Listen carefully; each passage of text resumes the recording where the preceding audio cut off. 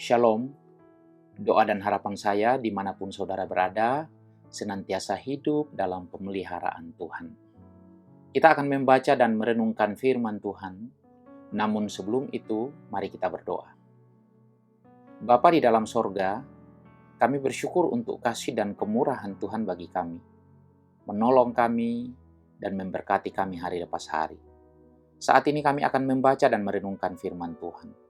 Kami mohon pertolongan Tuhan bagi kami, supaya kami bisa mengerti dan memahami firman, dan beri kami kekuatan, beri kami kemampuan ya Tuhan, untuk melakukan firman-Mu di sepanjang hidup kami. Dalam nama Tuhan Yesus, kami berdoa. Amin. Saudara yang dikasihi Tuhan, firman Tuhan yang akan kita baca dan renungkan saat ini, dari Ibrani pasal 3 ayat 13. Ibrani pasal 3 ayat 13. Demikian firman Tuhan. Tetapi nasihatilah si orang akan yang lain setiap hari, selama masih dapat dikatakan hari ini, supaya jangan ada di antara kamu yang menjadi tegar hatinya karena tipu daya dosa. Tema renungan kita hari ini adalah saling menasihati.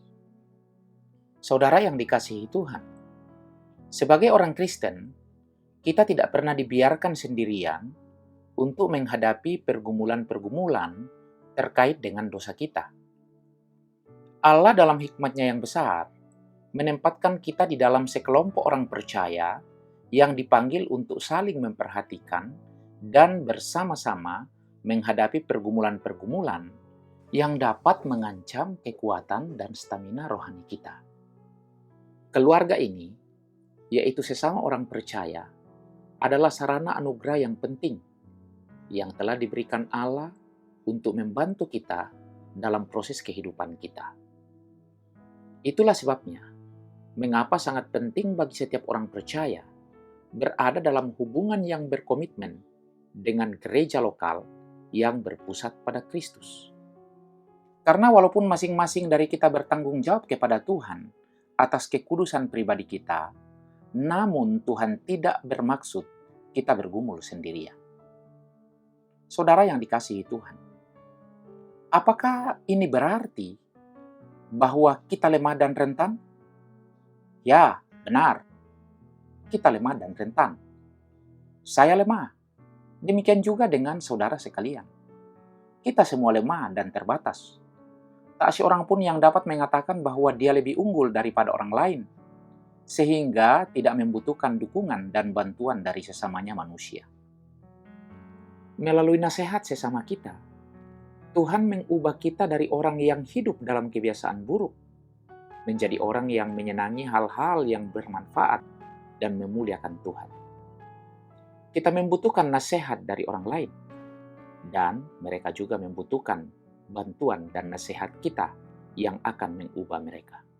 Saudara yang dikasihi Tuhan, nasihat ini bukan hanya pada hari Minggu.